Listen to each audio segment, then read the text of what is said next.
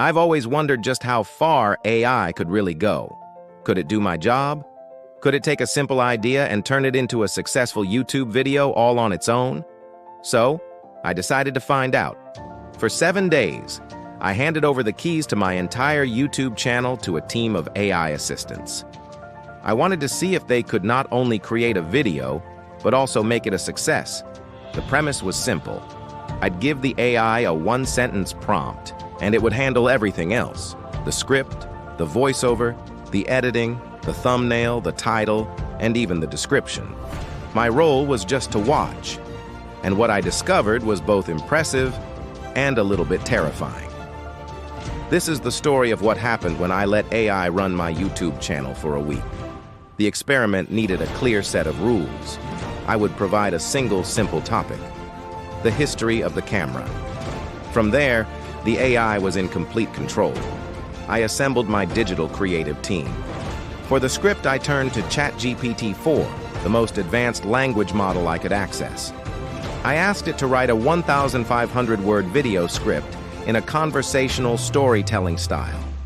For the voiceover, I used a text-to-speech tool that promised a natural, human-like narration. Once the audio was ready, I handed it off to CapCut's AI editor, which claimed it could generate a fully edited video with stock footage, text overlays, and transitions, just by analyzing the audio track. For the thumbnail, I used an AI image generator, giving it a simple prompt based on the title ChatGPT would create. Finally, I'd let YouTube's own AI analyze the video and suggest tags, while ChatGPT would write the title and description. My job was just to upload the final product and monitor the results in YouTube Studio. The goal wasn't just to see if AI could make a video, but if it could make a good video, one that people would actually click on and watch. I set up the process, hit go on the first AI, and stepped back. The machines were officially in charge. The first step was the script, and this is where I got my first taste of the AI's creative decision-making. ChatGPT delivered a script in under 5 minutes. It was competent. It was well-researched, factually accurate, and structured logically from the camera obscura to the smartphone.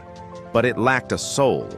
It read like a well-written Wikipedia entry, not a captivating story. There were no personal anecdotes, no jokes, no sense of a human narrator guiding you through the journey. It was just a string of facts. But the rules were the rules, so I fed the script into the text-to-speech generator. The resulting voiceover was clear, but unnervingly perfect. It had no stumbles, no breaths, no humanity. It was the voice of a machine trying very hard to sound like a person. Next came the edit. This was the part I was most curious about. I uploaded the AI-generated audio file to CapCut's auto editor and waited. A few minutes later, it presented a finished video. The AI had selected a surprisingly relevant stream of stock footage: sepia-toned clips for the historical parts, modern drone shots for the finale. It even added kinetic typography to highlight key terms. But its creative choices were bizarre. For the section on Louis Daguerre, it chose a dramatic, intense orchestral score, as if he were a villain in a blockbuster movie.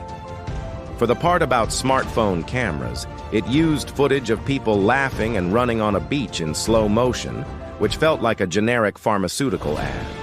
The pacing was relentless, with a new cut every 2 or 3 seconds, making it feel frantic and hard to follow. The AI understood the what. It knew it needed visuals and music, but it had zero grasp of the why. It couldn't create a mood or tell a story with its choices. It was just assembling pieces based on keywords, and it showed. Then came the final, crucial step: the packaging. ChatGPT generated 5 potential titles. They were all SEO optimized and to the point, like The Complete History of the Camera and From Daguerreotype to Smartphone, an Evolution. I picked the one that sounded the most clickable: How One Invention Changed Humanity Forever. It was dramatic, but the AI thought it was a good idea. For the thumbnail, I fed that title into an AI image generator. The result was a surreal, slightly distorted image of a vintage camera lens merging with a human eye set against a fiery cosmic background. It was definitely eye-catching, if a little strange. ChatGPT wrote a dense, keyword-stuffed description that explained every single topic covered in the video. With everything assembled, I uploaded the video to YouTube, let the platform's AI populate the tags, and hit publish. The experiment was live. Now all I could do was wait and watch the numbers. The first 24 hours were humbling. I woke up the next morning and immediately opened YouTube Studio, my heart pounding a little. The click-through rate, or CTR, was the first metric I checked.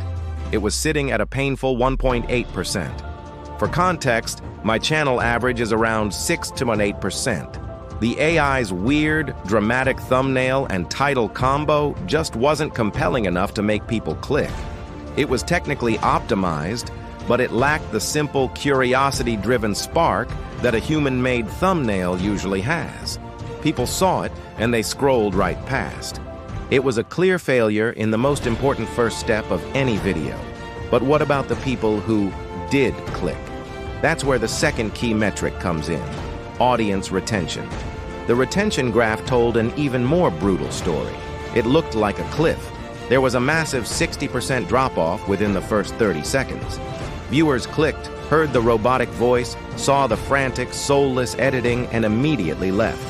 The average view duration was just 52 seconds on a 10-minute video. That's a signal to the YouTube algorithm that the video is not satisfying its audience.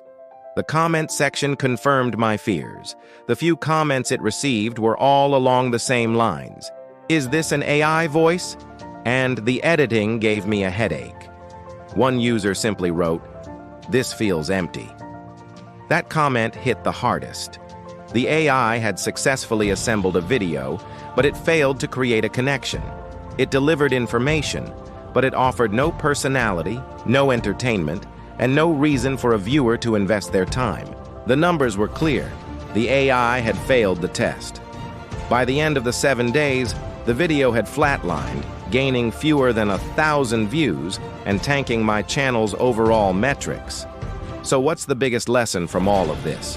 It's not that AI is useless. In fact, it's the opposite. AI is an incredibly powerful tool, but it's just that, a tool. It's like a brilliant, hyper-fast, but very literal intern.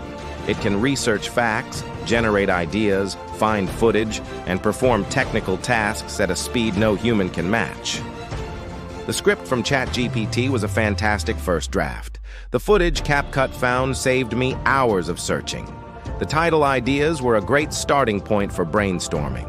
The problem was, I gave it full autonomy. I let the intern run the company, and it ran it straight into the ground. AI is incredibly smart, but it has no taste. It has no intuition, no sense of pacing, and no understanding of human emotion. It can replicate the patterns of good storytelling, but it can't grasp the soul of it. The AI couldn't understand that a video isn't just a container for information. It's an experience. It's a conversation between the creator and the viewer. My human touch was missing. The curiosity, the humor, the personal perspective that I inject into my scripts. That's what builds a connection.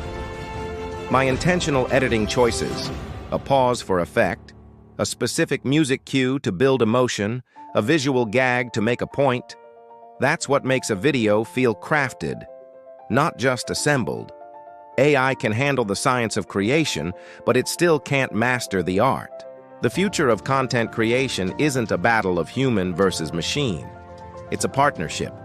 The real magic will happen when creators learn to wield these powerful AI tools, using them to enhance their creativity, not replace it.